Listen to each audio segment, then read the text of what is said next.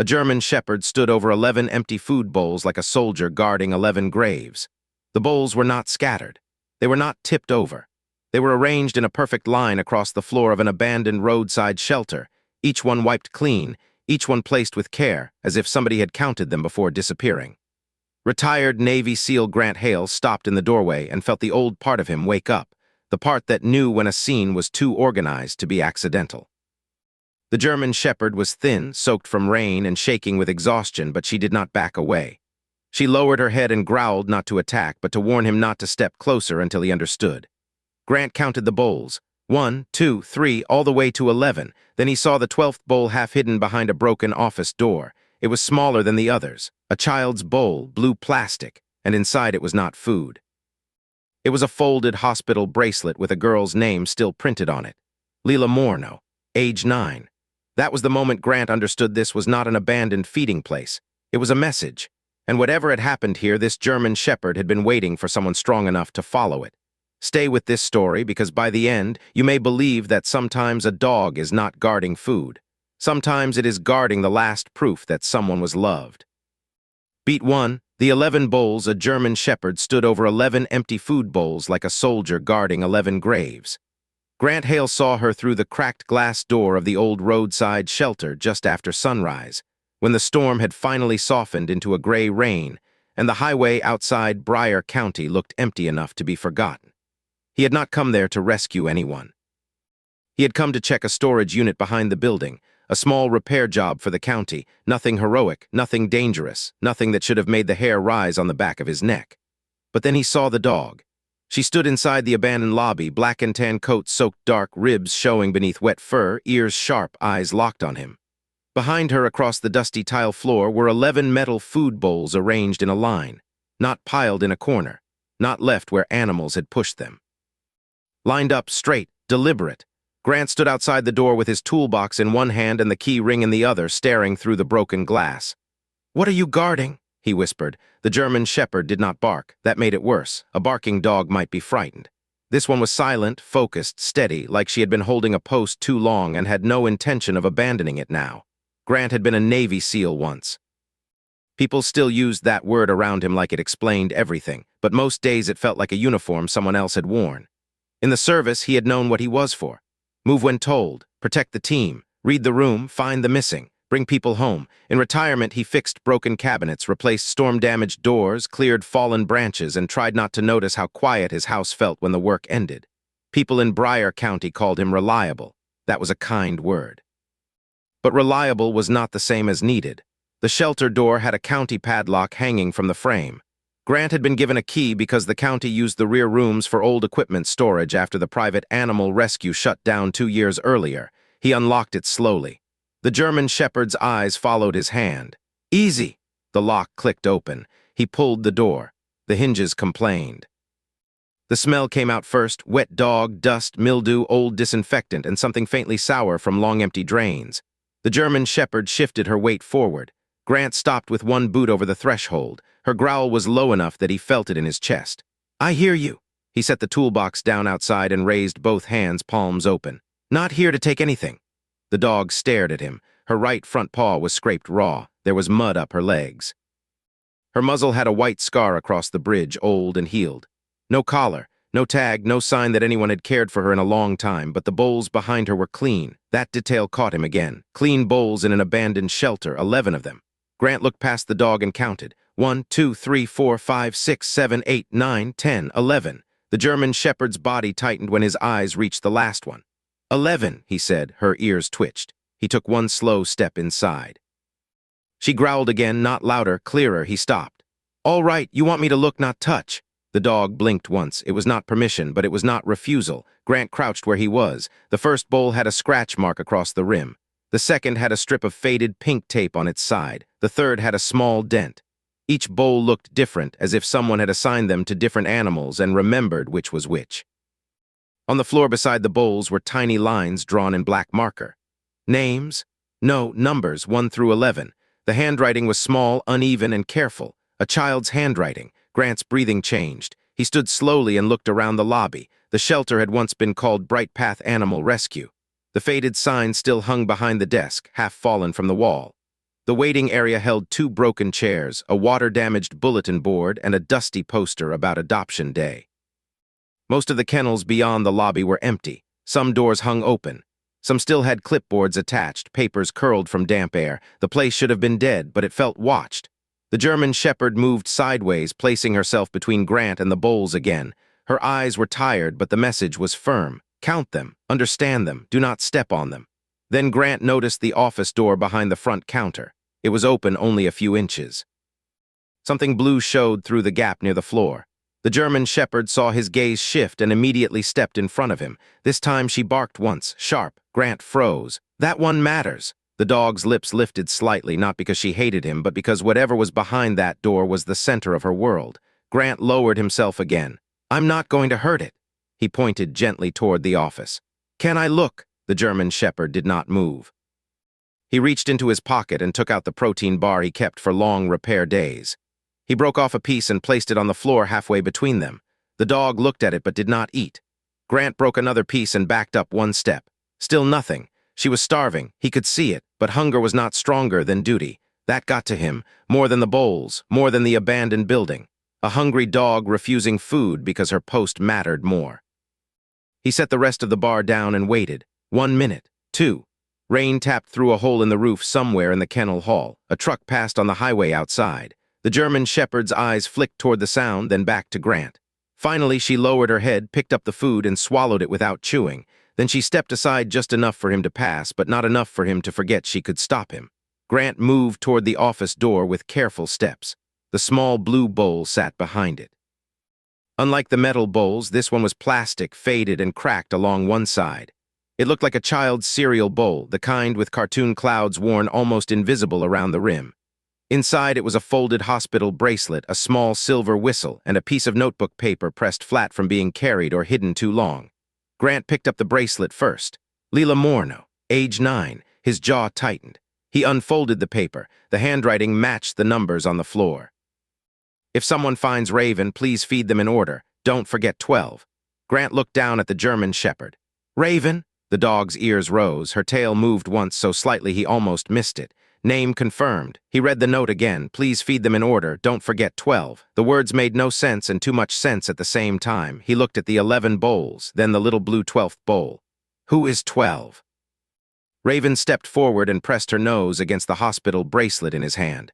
Then she turned toward the kennel hallway and gave one low bark. Grant followed her gaze into the dark. Somewhere deep in the abandoned shelter, behind old kennels and locked storage rooms, something moved. Not loudly, not clearly, but enough. Grant set the bracelet carefully back into the blue bowl, picked up his flashlight, and followed Raven into the shelter. Beat 2, feed them in order. Raven led Grant down the kennel hallway without looking back. That told him 2 things. First, she had been through this building many times. Second, she had decided he was useful enough to follow but not trusted enough to lead. Fair, he thought. The hallway smelled worse than the lobby. Wet concrete, old cages, rusted drains, mold behind walls. The kennels on both sides stood open and empty, but not abandoned in the way Grant expected. Some had blankets folded in corners. Some had chew marks on wooden boards. One had a water bowl pushed neatly against the gate. Another had a child's drawing taped to the outside, protected under yellowing plastic. It showed a girl with dark hair standing beside a large German shepherd. Underneath, written in pencil, were the words "Raven keeps everyone safe." Grant stopped. Raven looked back impatiently. "I'm coming." He moved on. At the end of the hallway, Raven stopped at a locked supply room door and pawed the floor. There were scratch marks near the bottom, hundreds of them layered over one another. Grant tested the knob. Locked. The county keyring had 6 keys. The third worked. Inside were stacked food bags, water jugs, old blankets, broken crates, and several plastic storage bins. Everything looked disorganized at first. Then Grant saw the shelf labels. Bowl 1, Bruno. Bowl 2, Star. Bowl 3, Pickle. Bowl 4, June. Bowl 5, Mouse. Bowl 6, Captain. Bowl 7, Blue. Bowl 8, Rosie. Bowl 9, Bandit. Bowl 10, Honey. Bowl 11, Scout. Bowl 12, Leela. Grant stood still. Bowl 12 was not a dog. Bowl 12 was the girl. Raven entered the room and nosed a half-empty food bag. Then she looked at him. The instruction returned in his mind. "Please feed them in order. Don't forget 12. "You kept bringing them here," he said quietly. "Or she did." Raven gave a soft whine. Grant took out his phone. 1 bar. He searched for Lila Morno, Briar County. The signal lagged. Then a result loaded from 3 months earlier. Missing juvenile Lila Morno, age 9. Last seen near Route 17 after severe storm. Foster placement under review. Public assistance requested. He opened the image. The girl in the photo had dark hair, serious eyes, and a gap where one front tooth was missing. The same face from the drawing. Grant felt anger move through him, but he held it down. Anger could waste time if it arrived before information. He called Sheriff Dana Whitcomb. She answered on the second ring. Grant, I'm at the old Bright Path shelter. For the storage job? Yes, there's a German Shepherd here, bowls lined up. I found a hospital bracelet for a missing girl named Lila Morno. Silence, then the sheriff's voice changed. Do not touch anything else. Too late. Grant, the dog led me to a supply room. There are labels, 11 dog names. Bowl 12 says Lila. Another pause. I'm on my way. Bring animal control and someone from child services. Why child services? Grant looked at the labels. Because I don't think this place was just feeding dogs, Raven barked from the hallway, and bring backup. What happened? Raven heard something. Raven, the German Shepherd. Grant, wait outside until I get there. He looked at Raven. She was already moving deeper into the building. I'll try. He ended the call and followed. The hallway turned left into the old exam wing. The rooms there were darker, windows boarded from outside. Raven stopped at each door, sniffed, listened, then moved on. Grant noticed more signs of a child's presence, a pink hair tie on a doorknob, a pencil stub on a windowsill, a small handprint in dried mud near the lower wall. Not recent, maybe, but not ancient. In the third exam room, he found a notebook inside a drawer. The cover had been decorated with stickers of dogs and stars. First pages were feeding lists. Bruno likes soft food. Star is scared if the bowl touches the wall. Mouse eats after everyone else. Captain needs water first. Grant turned the pages carefully. The later entries changed. Mr. Vale said the shelter is closed, but dogs still come. Raven knows the back way. I can't bring all of them home. Foster House says no more animals. Don't tell. Another page. Storm coming tonight. I filled 11 bowls. I hid mine in the office so Raven remembers me too. Grant stopped. The next page had only one sentence. If I don't come back, Raven will wait. The room seemed to shrink around him. Raven appeared in the doorway and whined. Grant slipped the notebook into an evidence bag from his truck kit. He carried basic repair tools, but old habits meant he also kept gloves, bags, tape, and a flashlight bright enough to search a ravine. Sheriff Whitcomb liked to tease him about that. Not today, he thought. Raven led him to a back corridor where the roof had partially collapsed near a janitor closet. Rainwater dripped through the beams. A door at the end had been chained shut from the outside. The chain was newer than the rusted handle. Grant crouched, fresh mud near the threshold, paw prints, Raven-esque mostly, smaller prints too, not human puppies. The German Shepherd scratched at the door. More dogs, Grant whispered. Raven barked once. Then from behind the chain door came a faint scratching answer. Grant's pulse sharpened. He could wait for the sheriff, he should wait. But the sound behind the door was weak and the air smelled wrong, stale, damp, trapped. He took bolt cutters from his toolbox and cut the chain. The link snapped. The sound echoed down the hall. Raven pressed forward. Grant opened the door and saw a narrow stairwell descending under the shelter. Of course there's a basement. Raven moved before he could stop her. Raven! She paused 2 steps down, then looked back at him, not asking, telling. Grant followed. The basement was colder. Water covered the floor in a thin sheet. Old cages lined one wall. Storage shelves lined another. At the far end, beneath a broken window well, were 3 dogs huddled together, 2 mutts and 1 elderly beagle. Alive, terrified, weak, Grant exhaled. Okay, we've got you. Raven went to them gently. She touched each nose, then turned to Grant. He understood the look. Feed them in order, count them, don't forget. Found a dry crate, old towels, and a bag of kibble sealed in a plastic bin. He gave water first, small amounts. Food too fast could hurt starving animals. Raven watched every move like an inspector. When he reached the beagle, she nudged his arm. I see him. The beagle trembled but drank. Behind Grant, a floorboard creaked overhead. Not rain, not settling, a person. Raven heard it too. Her body went rigid. Grant turned off his flashlight. Footsteps crossed the hallway above them. Slow, careful, someone else was in the shelter. Then a man's voice called from upstairs. Dog! Raven's growl filled the basement. The voice came again. Come on, girl, I know you came back. Grant moved silently toward the stairwell. The old mission feeling settled over him, cold and clean, not because he wanted danger, because danger had announced itself. At the top of the stairs, the man said, Where's the blue bowl? Grant looked at Raven. Whatever this was, it had just stopped being a mystery and become a hunt. Beat 3, the man looking for the blue bowl. Grant waited in the dark at the bottom of the basement stairs while the man above moved through the hallway. Raven stood beside him, silent now, her body pressed near his leg, but not from fear. She was ready. The old dogs behind them drank from a shallow pan, unaware that the room had changed. Grant counted the footsteps overhead. Heavy, adult male, one person. Not trying to rescue animals, trying to find something. The blue bowl, the smallest bowl, the one with Leela's hospital bracelet. Grant's hand tightened around the flashlight. He had no weapon except the bolt cutters, a pocket knife, and the body God gave him, which at 50 was still strong enough to make most men rethink poor choices. But he did not move yet. Information first. The man above cursed softly. A drawer opened. Papers shifted. Then the voice again, closer to the stairwell. "Where did you put it, you stupid dog?" Raven's growl rose. Grant touched her shoulder. "Wait." The man stepped onto the first stair, then the second. Grant hit him with the flashlight beam. "Looking for something?" The man froze, one hand over his eyes. He was in his late 30s, narrow face, baseball cap, county maintenance jacket. Grant recognized him from around town. Nolan Vale. He had done hauling jobs for the county, cleaned out foreclosed properties, moved equipment from closed buildings. The kind of man who appeared wherever things were being removed and no one asked too many questions. Nolan recovered quickly. "Who the hell are you?" "Grant Hale." Recognition flickered across his face. "You're not supposed to be in here." "Neither are you." Nolan looked past him and saw Raven. His expression hardened. "That dog belongs to the county shelter records. Funny, the shelter closed 2 years ago. I was asked to check the property." "By who?" Nolan did not answer. Grant took one step up. "You asked where the blue bowl was." Nolan's eyes narrowed. "You heard wrong." "I didn't. Old building echoes. Try again." Nolan glanced toward the hallway behind him. Grant saw the calculation, run or bluff. Men like Nolan usually tried bluff first. "Look, this place is dangerous. There are feral dogs, mold, maybe drugs. I don't know what you think you found, but it's county property." Raven barked once, sharp enough to make Nolan flinch. Grant noticed. Did Nolan, and embarrassment made him mean. "That animal should have been picked up months ago." Grant's voice stayed quiet. "You tried." Nolan's face answered before his mouth did. Yes, he had tried. Grant climbed another step. Nolan backed up one. "Sheriff's coming," Grant said. "Good," Nolan snapped. "She can explain why you're trespassing. She can also explain Leela Morno." Nolan went still. There it was again, the tiny freeze before the lie. "I don't know any Leela." Grant let the silence sit. Raven climbed to the step beside him and stared at Nolan. The man's eyes dropped to her scarred muzzle, then to the raw paw. "She bit me once," he said. "Should have been put down." Raven did not move. Grant understood something then. That scar on her muzzle might have come from a fight or from someone who did not like being stopped. "What happened to the girl?" Grant asked. Nolan laughed once. "You people always want a villain. You people, military guys, cops, rescue types.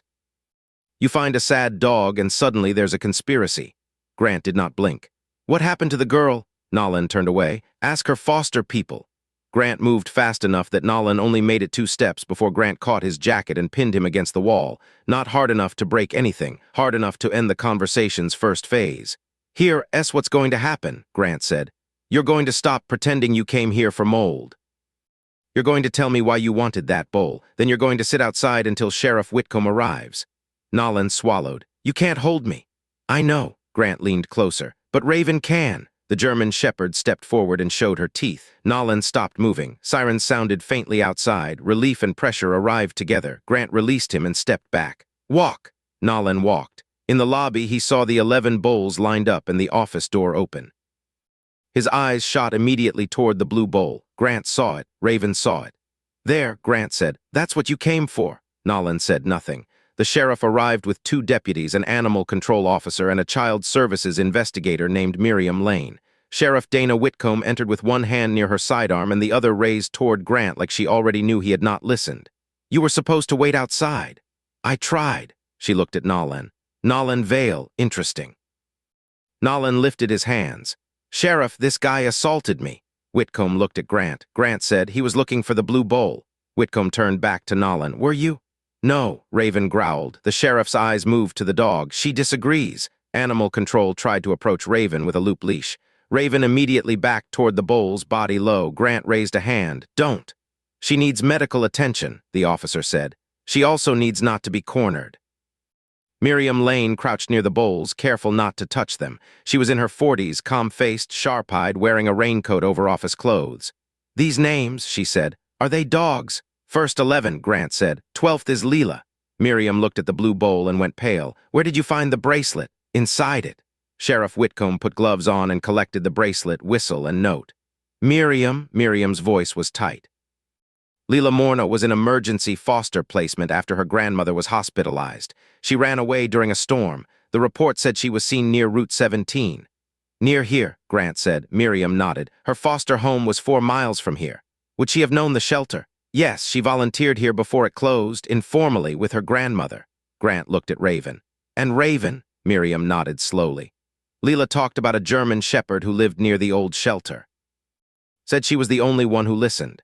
Nolan snorted. Kids say dramatic stuff.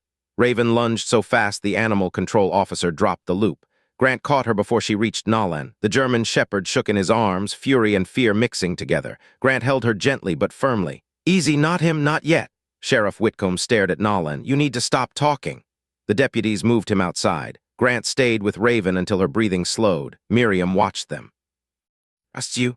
No, Grant said. She trusts the Bowles. Miriam looked at the line on the floor. Then we follow the Bowles. The shelter search began with cameras, gloves, and a silence heavier than dust. Each bowl corresponded to a file, a crate, or a kennel marker. Some dogs had been adopted, some transferred, some disappeared after the shelter closed. Leela's notebook helped connect names to places. Bruno liked soft food. Star was afraid of metal gates. Pickle stole socks. June had one white ear. Mouse ate last. Captain needed water first. Blue was blind. Rosie howled at sirens. Bandit hid under blankets. Honey licked hands. Scout followed Raven. 11 dogs, 11 bowls. A child had cared enough to remember each one. But bowl 12 was hers. Grant found the next clue behind a loose baseboard in the office. A folded map of the property drawn in pencil. It showed the lobby, kennels, supply room, basement, drainage ditch, rear fence, and an old storm culvert running under the highway. Beside the culvert, Leela had written, if rain comes, go high. Raven knows. Grant brought the map to Sheriff Whitcomb. Storm culvert, her face hardened. There's an old drainage line behind the shelter. It runs toward Miller's Creek. Miriam whispered, that's where search teams looked. Grant studied the map. Did they search inside the line? The sheriff did not answer quickly enough. Nolan from outside shouted suddenly. You're wasting time, she's gone. Raven barked so violently that every person in the lobby turned. Grant looked at the dog. Raven was not looking at Nolan. She was looking toward the rear exit, the one leading to the drainage ditch. The old map trembled slightly in Grant's hand. No, he said. She isn't gone. Raven ran toward the back of the shelter. Beat 4, the storm culvert. Raven led them behind the shelter to a drainage ditch swollen with fresh rain. The old culvert sat half-hidden beneath brush, broken pallets, and weeds, a round concrete mouth dark enough that light seemed to fall into it and disappear. Water trickled out in a steady brown stream, not dangerous yet, but the clouds gathering over the ridge promised it could become dangerous fast. Grant stood at the edge and studied the opening, too small for him to walk through but large enough for a child, large enough for a dog. Sheriff Whitcomb ordered deputies to clear the brush. Animal control brought a long light. Miriam held Leela's notebook under her coat to keep it dry. Nolan Vale, now seated in the back of a cruiser, watched through the window with a face that looked less angry and more afraid.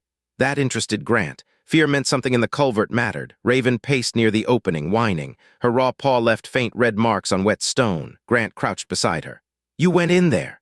The dog pushed her nose toward the pipe. He shone his flashlight inside. The beam caught mud, old leaves, a strip of pink fabric, and scratches along the concrete wall. Some human, some dog. Leela came through here, Miriam whispered. The sheriff's jaw tightened. Search teams checked the creek mouth. Not from this side, Grant asked. She looked at him. The report said the line was blocked. Grant looked at the debris. Blocked by who? No one answered. Raven barked into the pipe. The sound traveled deep, then came back hollow. For a moment there was nothing. Then faintly from inside the culvert came a sound. A whistle, not wind, not metal. A weak, breathy note. Grant's body went still. The silver whistle from the blue bowl had been a message. Leela had another, or someone did. Did you hear that? He asked. Sheriff Whitcomb nodded slowly. Yes. Miriam covered her mouth. Raven barked again. Another whistle answered, weak, far, alive. The next few minutes moved fast. Fire rescue was called. The highway department was called. The creek team was called. But Grant already knew waiting could cost too much. The culvert bent somewhere inside, probably narrowed by storm debris. If a person was trapped beyond the bend, sound might travel, but access would be hard. Raven lowered herself to enter. Grant caught her harnessless shoulders. No, she fought him. He held on. You already did this alone. She twisted, desperate, eyes fixed on the pipe. He had seen that look in people who had left someone behind and could not bear a second delay. I know, he said, though he did not know enough. I know she's in there. Raven stopped fighting for half a second when he said she. That was confirmation enough. Grant turned to the sheriff. I'm going in as far as I can. Grant, that pipe could flood. Then we move before it does. Fire rescue is 8 minutes out. That whistle is not strong enough for 8 minutes to feel safe. Sheriff Whitcomb stared at him, then made the decision she would later pretend he forced her into. Rope him. They tied a rescue line around Grant's chest.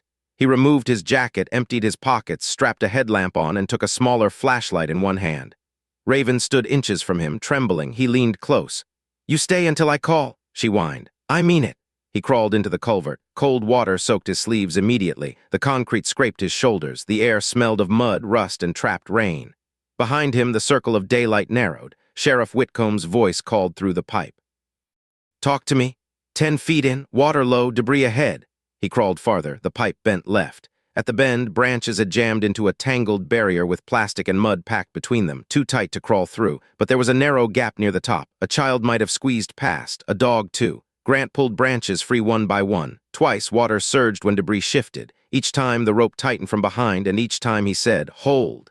A whistle sounded again, closer now. Weak but real. Leela, he shouted. Silence, then a voice so small he almost doubted it. Raven. Grant closed his eyes for half a second, alive. My name is Grant. Raven's outside. We're coming. A sob echoed through the pipe. She waited, Grant swallowed, every day. He ripped the last branch free. The gap widened enough for him to squeeze through on one shoulder. Pain shot across his ribs, but he kept moving. The culvert opened into a small storm chamber under the highway, a maintenance pocket built decades earlier and forgotten by everyone except runoff, animals, and a 9-year-old girl who drew maps. Leela Morno sat on a raised concrete ledge wrapped in a filthy tarp, thinner than her photo, face pale, eyes too large. Beside her were 2 puppies and an old mixed-breed dog with 1 white ear. June, Bowl 4. Grant recognized the name before he knew why. Leela held a whistle in one hand. I fed them in order, she whispered. Grant moved to her carefully. You did good. I forgot mine. No, Raven remembered, her lips trembled. Nolan took the food, Grant stopped. Nolan found you, she nodded weakly. He said I was trouble, said foster kids lie, said if I came out they'd send Raven away. I ran through the pipe after the storm, it blocked, I couldn't get back. Her breathing hitched. Raven kept bringing things, food wrappers, then she stopped. I thought she got caught. Grant looked around. There were signs of survival. Torn food bags, rainwater collected in plastic scraps. A child's attempt to keep puppies warm, but not enough, not nearly enough. Can you move? He asked. My ankle hurts. He checked it, swollen, maybe broken. Okay, we'll do this slow. Behind him, Sheriff Whitcomb shouted, Grant. I have her. The echo carried his words back. Outside, voices erupted. Then Raven's bark cut through all of them. Leela heard it and broke. Raven. Grant pressed his radio button. 1 child alive, injured ankle, dehydrated, 3 dogs with her, need medical extraction from both ends if possible. The sheriff's voice came back rough. Copy. The chamber suddenly shook as a truck passed overhead. Dust fell from the concrete seam. 1 puppy cried. Leela pulled it close. Don't let them take Raven. Nobody's taking Raven. Promise. Grant looked at her. Promises to children were not tools. They were sacred. I promise. The extraction took 26 minutes. Grant would remember every one of them. Fire rescue widened the debris gap. A smaller rescuer crawled in with a medical pack. Leela was wrapped, stabilized, and carried through the pipe while Raven barked from outside until the girl's voice called her name. The German shepherd nearly knocked over 2 deputies trying to reach her. Grant crawled out last with the old dog June secured in a tarp sling and 1 puppy tucked against his chest. When he emerged into daylight, rain was falling harder. Leela was on a stretcher, oxygen mask near her face, 1 hand reaching down. Raven pressed her head into the girl's palm and made a sound Grant would never forget. Not a bark, not a whine, something between grief and relief. Leela whispered, You didn't forget 12. Raven closed her eyes. Grant looked at the 11 bowls visible through the shelter door, then at the small blue bowl in the office. He finally understood. The bowls were not only for feeding. They were a roll call, a way to say who mattered, a way to remember who had not come home yet, and Raven had guarded them until someone counted correctly. Beat 5, the bowl with her name Leela Morno survived because a German shepherd refused to let the world stop counting at 11.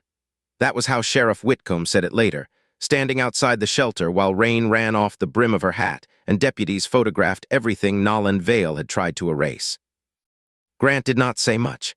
He sat on the open tailgate of an ambulance with a blanket around his shoulders, watching paramedics work on Leela while Raven refused to leave the stretcher.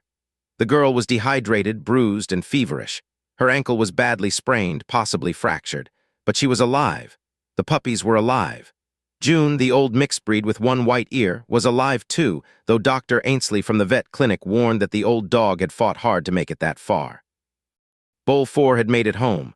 Miriam Lane stood beside Grant holding Leela's notebook in both hands like it might break. She kept records better than most adults. Grant looked at the pages: feeding times, dog names, temperaments, storm notes, a map, warnings about Nolan. Adults failed her. Miriam did not defend the system. That made him respect her. "Yes," she said, "we did." Across the lot, Sheriff Whitcomb questioned Nolan outside the cruiser. His earlier confidence had dissolved. He kept repeating that he never knew Leela was inside the culvert, that he only removed old supplies because the county ordered cleanup, that the dog was aggressive, that the girl was already missing, that none of this was his fault. Every sentence sounded like a man placing bowls in any order except the right one. Then Leela asked for the blue bowl. A paramedic tried to calm her, but the girl kept whispering, "My bowl, please. Raven needs it." Grant stood despite the blanket slipping off his shoulders. He went inside the shelter, past the 11 metal bowls, into the office. The blue bowl sat where he had left it, small and cracked, holding the bracelet, the first note, and the silver whistle. He carried it out with both hands. When Leela saw it, tears slid into her hairline. Raven lifted her head. Grant placed the bowl on the stretcher beside the girl. Leela touched the rim with 2 fingers. "I thought if I had a bowl too, someone would feed me with them." No one spoke. Even the rain seemed quieter. Grant had been trained for terrible things. He had seen fear, hunger, loss, and courage under pressure. But there was something uniquely painful about a child making herself the 12th bowl because she could not trust any adult to remember her unless she became part of the feeding list. Miriam turned away. Sheriff Whitcomb stopped questioning Nolan and looked over. Grant crouched beside the stretcher. "You were not forgotten." Leela looked at him with eyes older than 9. "Not by Raven." Grant nodded. "Not by Raven." The girl's fingers tightened in the dog's fur. "Can she come with me?" The paramedic looked uncertain. Miriam looked at Sheriff Whitcomb. Sheriff Whitcomb looked at Grant. Grant looked at Raven. The German shepherd had spent everything she had getting help. Her paw was bleeding again, her ribs showed, her coat was matted. But when Leela's hand moved, Raven moved with it. Grant said, "She rides with her." The paramedic started to object, then saw Sheriff Whitcomb's face and wisely chose a different future. "We can make room." Raven jumped into the ambulance with help, lying beside the stretcher where Leela could touch her. Before the doors closed, Leela looked at Grant. "Don't let them throw away the bowls." "I won't. Their names." "I know." The ambulance pulled away. Raven's face was visible for 1 second through the rear window, eyes on the shelter until the road curved. Grant watched until they were gone. Then he turned back to the building. 11 bowls in the lobby, 1 blue bowl in his hands now because Leela had insisted he keep it safe. 12 names. 12 reasons the truth had survived. The investigation moved quickly after that. Nolan had been paid to clear out the shelter storage after closure. Instead, he took donated food, sold supplies, and chased away strays that returned for help. Leela had discovered some of it while secretly feeding the dogs. When she ran from her foster placement during the storm, she came to the only place she trusted. Raven found her. Nolan found the signs.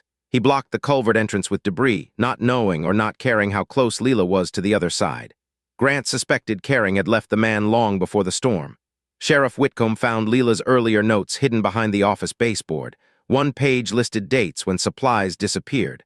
Another said Mr. Vale says nobody cares about shelter dogs. Raven does. Another said if I tell they'll move me. Grant read that one twice and felt something heavy settle inside him. Retirement had made him feel useless because he had mistaken purpose for scale. He thought if he was not saving a team in a war zone, he was not saving anyone, but Leela had not needed a war hero at first. She had needed 1 adult to believe a dog, 1 adult to count bowls, 1 adult to ask why a child made herself number 12. That was smaller than war and somehow no less important. By evening, the shelter lobby had become a command center. Deputies bagged evidence. Volunteers arrived with crates. Dr. Ainsley took the rescued dogs to the clinic. Miriam began reviewing every contact point in Leela's case. Grant stayed near the bowls. He cleaned none of them, moved none of them. He simply guarded them because Raven was gone and someone needed to hold the post. Sheriff Whitcomb came in near dusk. "You should go home. Soon." "You say that when you mean no." He looked at the bowls. "She stood here alone. Raven, both of them." The sheriff's expression softened. "Leela is stable. Hospital called. She asked if the bowls are safe." Grant nodded. "Tell her yes. You can tell her yourself tomorrow." He looked at her. "She needs family." She needs safe adults first. Family can be built after. That sentence stayed with him. After the sheriff left, Grant found a piece of cardboard and wrote each name clearly in black marker, placing one behind each bowl. Bruno, Star, Pickle, June, Mouse, Captain Blue, Rosie, Bandit, Honey, Scout, Leela. When he reached the 12th, he set the small blue bowl at the end of the line, not hidden anymore, not behind the door, seen, counted, named. Then he sat on the floor beside it until the last light left the shelter windows. Beat 6, Raven's choice Raven was supposed to stay at the veterinary clinic for 72 hours. She stayed for 9. At 2:14 in the morning, she chewed through a soft restraint, slipped past a half-latched kennel gate, limped down the hallway, and placed herself outside Leela Morno's hospital room. Nobody knew how she crossed the connected service corridor between the clinic wing and the rural hospital, and Dr. Ainsley later claimed she did not want to know because some miracles worked better without paperwork. A night nurse found the German shepherd sitting upright beside room 108, bandaged paw lifted, eyes fixed on the door. When the nurse tried to move her, Raven growled softly. When Leela woke and whispered her name, Raven lay down and cried. Grant heard about it at 6:30 a.m. when Sheriff Whitcomb called. "Your dog escaped." Grant was standing in his kitchen staring at a cup of coffee he had forgot to drink. "Not my dog. She's outside Leela's room. Then she's where she needs to be. That's what I told the hospital." He drove there anyway. The hospital in Bryer County was small, brick, and stubbornly practical. Grant found Miriam Lane in the hallway with a folder under one arm and dark circles under both eyes. She looked like someone who had spent the night learning how many systems could be technically functioning while still failing a child. "She asked for you," Miriam said. "Leela, Raven." Grant almost smiled. "Funny. Maybe." Miriam opened the door. Leela lay in bed with her ankle elevated, an IV in her hand, and Raven pressed against the side rail like a guard who had finally found the correct post. The girl looked smaller in the hospital bed, younger. Without the storm chamber and the whistle and the impossible bravery, she was 9 again. That hurt in a different way. "Mr. Grant," she said. "Just Grant." She nodded. "Are the bowls safe?" "Yes. All of them, all 12. Her eyes closed for a second. Raven lifted her head and looked at Grant. He had the feeling he had passed the first test. Leela touched the dog's ear. "They said Raven can't stay forever." Miriam inhaled quietly. Grant looked at her. She looked back with the helpless honesty of a person trapped between policy and mercy. "Hospital rules," she said. Leela stared at the blanket. "Rules always take dogs away." Raven's body tensed. Grant saw the reaction. The dog knew enough words or enough tone. "Not today," he said. Leela looked up. "You can decide." "No," he glanced at Miriam. "But I can be annoying until someone who decides gets tired." The girl almost smiled. That was enough. Over the next week, Raven became unofficially official.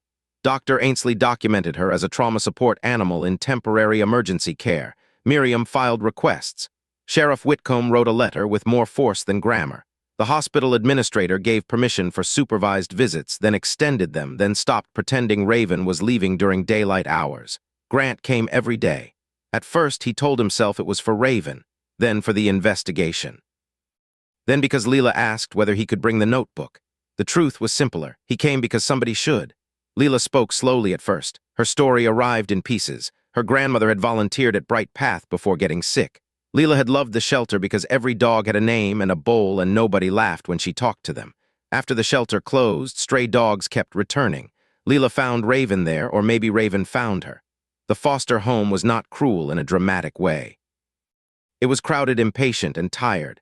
Leela learned not to ask for much. Food was counted, time was counted, mistakes were counted, but kindness was not. So she saved scraps, walked to the shelter when she could, and fed the dogs in order because order made fear smaller. Then the storm came. She ran after an argument. Raven led her to the shelter. Nolan came later. He shouted. Raven attacked his sleeve when he grabbed Leela's backpack. Leela fled through the culvert with the dogs. Debris shifted. The way back closed. Raven escaped somehow and kept trying to bring help. "I told her to find someone," Leela said, "but I didn't think she would know who." Grant looked at Raven. The German shepherd lay with her head on Leela's blanket, eyes open. She knew. "Why you?" Grant did not answer quickly. "Maybe because I was close." "Raven doesn't pick close." The girl's voice was matter-of-fact. "She picks safe." The words landed harder than Grant expected. Safe, not strong, not impressive. Not decorated, safe. Maybe that was a better mission than all the ones he missed. On the 8th day, Miriam asked Grant to step into the hallway. "There will be a placement hearing." He looked through the small window at Leela and Raven. "For Leela?" "Yes. And Raven? That's complicated." "Make it simple." Miriam sighed. Raven has no owner. Leela wants her. Leela cannot legally adopt a dog while in state care. Foster placements may not accept a large German shepherd with trauma history. Grant looked at her. So the system wants to separate them because the system has forms. The system wants safety. Raven is safety. Miriam did not argue. There is one option, Grant waited. A licensed emergency foster could take Leela temporarily if approved. That household could also foster Raven under veterinary supervision. He stared at her. No, I haven't asked yet. You're asking with your face. Grant, I repair cabinets. You also crawled into a storm culvert. That was different. Was it? He looked back through the window. Leela was asleep. Raven was awake, watching the door, always watching the door. Grant had spent years fearing that peace had no place for the part of him that stayed ready, but maybe readiness was not the problem. Maybe readiness needed a home. I don't know how to raise a child. Miriam's voice softened. Nobody good starts by thinking they do. I'm not family. Neither was Raven. He closed his eyes briefly. Low blow, accurate. Temporary, he said. Miriam nodded. Emergency temporary with support, classes, home checks, legal oversight, no promises beyond the next right step. Grant looked at Raven again. The German shepherd's eyes met his through the glass. He had the uncomfortable sense that she had known this conversation was coming before he did. I'll do the home check, he said. Miriam smiled for the first time. Today. The next 48 hours became a storm of paperwork, inspections, phone calls, background checks, spare room preparation, dog supplies, child supplies, and neighbors appearing with casseroles before anything was official. Sheriff Whitcomb dropped off a smoke detector and said it was not emotional support, just code compliance. Dr. Ainsley brought Raven's medications. Alma from the church pantry brought blankets even though Grant did not know how she had heard.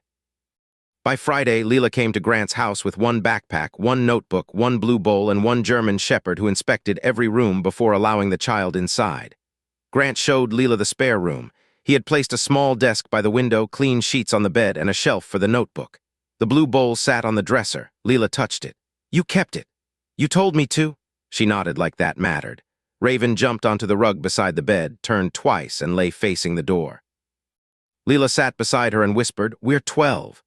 Grant stood in the doorway and felt something inside him shift, not fixed, not healed in one shining moment, but assigned. That night after Leela fell asleep and Raven continued guarding the hallway, Grant walked to the kitchen. On the counter beside the coffee maker was a list Miriam had helped him write. School meeting, therapy appointment, vet check, court date, shelter cleanup, groceries. It did not look like a mission briefing. It looked like ordinary life. For the first time in years, ordinary did not feel empty. It felt full of people and animals who needed him awake. Beat 7. The shelter opens again. The old Bright Path shelter reopened 3 months later, not as it had been before, but as something better because everyone finally understood what had been missing. The county did not call it a shelter at first. They called it a community animal support center, which Grant thought sounded like something invented by people afraid of short words. Leela called it Raven's house. The name stuck before the sign committee could defend itself. On opening day, the sky was blue and cold, and the parking lot was full of people who had once driven past the abandoned building without looking. Volunteers painted the lobby. A local carpenter repaired the kennel gates. The church pantry donated storage shelves. Dr. Ainsley organized vaccination days. Sheriff Whitcomb created a reporting line for abandoned animals. Miriam built a foster outreach board where children in care could safely volunteer with supervision. Grant fixed everything that squeaked, leaned, leaked, or looked at him wrong. Leela supervised the bowls. The 11 metal bowls were mounted on a wooden display along one wall, each with a small nameplate. Bruno, Star, Pickle, June, Mouse, Captain, Blue, Rosie, Bandit, Honey, Scout. Some had been found, some had not. Some names represented dogs who survived. Some represented dogs who were still only hope. At the end of the row sat the small blue bowl. Leela had argued that it should not be behind glass because bowls were not meant to be trapped. Grant built an open shelf instead. The nameplate beneath it read Leela number 12, never forgotten. During the opening ceremony, people asked Grant to speak. He refused twice. Then Leela looked at him. He spoke. This place was abandoned because people thought the story was over, he said. It was. A child knew it. A dog knew it. The rest of us had to catch up. That was all. Leela said it was too short. Grant said good speeches should know when to sit down. Raven stood beside them wearing a clean red harness Dr. Ainsley had fitted for her. Her scarred muzzle had healed.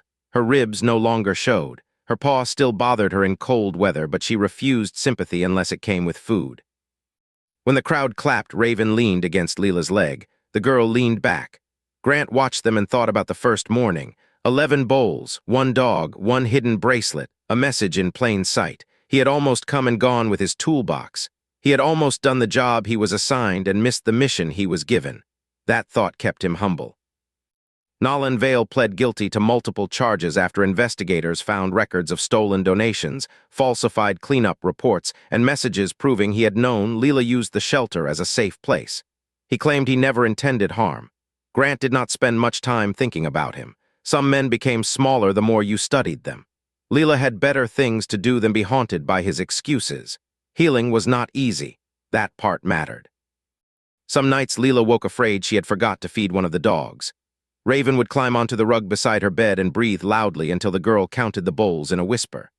1 Bruno, 2 Star, 3 Pickle, 4 June, 5 Mouse, 6 Captain, 7 Blue, 8 Rosie, 9 Bandit, 10 Honey, 11 Scout, 12 Leela. Then Grant would stand quietly outside the door, not entering unless asked, learning that protection did not always mean rushing in. Sometimes it meant being close enough to hear and patient enough to wait. Raven struggled too. She guarded food at first, not from greed but memory. Grant fed her in the same place every morning, same time, same bowl, same calm voice. No one takes it. You can eat. It took weeks. Then one morning, Raven left 3 pieces of kibble in her bowl and walked away. Leela cried when she saw it. "She knows there will be more tomorrow," the girl said. Grant nodded, unable to speak for a moment. Trust was not a speech. It was leftovers in a bowl. The emergency foster arrangement became longer, then steadier. Then, after hearings, reviews, therapy reports, and more paperwork than Grant had seen in his entire military career, it became permanent guardianship. The day the judge approved it, Leela wore a blue dress and Raven wore the red harness. Grant wore a suit he hated. Sheriff Whitcomb cried and denied it. Miriam smiled like someone who had won a battle quietly. Afterward, they went to Raven's house instead of a restaurant because Leela wanted to tell the bowls. She stood before the display and touched the blue bowl. "We have a home," she whispered. Raven sat beside her. Grant stood behind them, hands in his pockets, feeling the strange weight of answered purpose. Not the kind that ended when the mission did. The kind that stayed for breakfast, homework, vet appointments, bad dreams, school projects, muddy paws, and grocery lists with dog food written twice because nobody wanted to risk running out. The 12th bowl moved to Grant's house eventually. Leela asked if it could sit on the kitchen shelf where everyone could see it. Grant agreed. Some visitors thought it was odd, a cracked blue plastic bowl displayed like a family photograph. They were not wrong. It was a family photograph, just in another language. On the first anniversary of the rescue, Raven woke Grant before sunrise. She stood beside his bed, ears forward, tail still. For 1 second, old fear moved through him. "What is it?" Raven walked to the kitchen. Grant followed. Leela was already there, sitting at the table in pajamas, filling small paper bags with dog treats for the shelter volunteers. The blue bowl sat in the center of the table. "Raven said you were late," Leela said. Grant looked at the dog. Raven wagged once. "Traitor." Leela smiled. "We have to feed them in order." He sat down. "Then let's count." They worked until the sun rose over Briar County, filling the kitchen with gold. Raven lay between them, no longer guarding from fear, but keeping watch because love had become her habit. Grant looked at Leela, then at the blue bowl, then at the German shepherd who had refused to let the world forget number 12. For years, he had wondered what a man trained for rescue was supposed to do when the war ended. The answer was asleep at his feet and eating cereal across from him. Count carefully, feed gently, protect what is small, do not forget 12. Outro CTA plus blessing a German shepherd guarded 11 empty food bowls because each one had a name, a memory, and a place in the heart of a little girl nobody had listened to enough. But the 12th bowl was the one that changed everything. It was not for a dog, it was for Leela. A child who had learned to count animals because she was afraid no one was counting her. That is what broke Grant Hale, not the abandoned shelter, not the storm culvert, not even the hospital bracelet hidden in the blue bowl. What broke him was realizing that Raven had understood something many adults missed. Everyone needs a place in the line. Everyone needs a name that is remembered. Everyone needs someone who notices when their bowl is empty. Raven was hungry, wounded, and alone, but she did not leave those bowls. She stood guard until someone counted properly. Because of her, Leela was found. The forgotten dogs were rescued. The shelter opened again, and Grant discovered that purpose does not disappear when one life chapter ends. Sometimes it changes shape. Sometimes it becomes a child at your kitchen table. Sometimes it becomes a dog asleep by the door. Sometimes it becomes one cracked blue bowl on a shelf, reminding a family that love means nobody gets left off the list. So if this story touched your heart, share it with someone who feels forgotten or unsure of their purpose. The world still needs people who count carefully, listen closely, and refuse to walk past what others ignore. Tell us in the comments, has a dog ever protected you, warned you, or helped you feel remembered when life felt empty? Subscribe for more stories of loyalty, rescue, faith, and second chances. Until the next story, may God bless you, guard your home, and help you notice the empty bowls before someone has to wait too long to be found.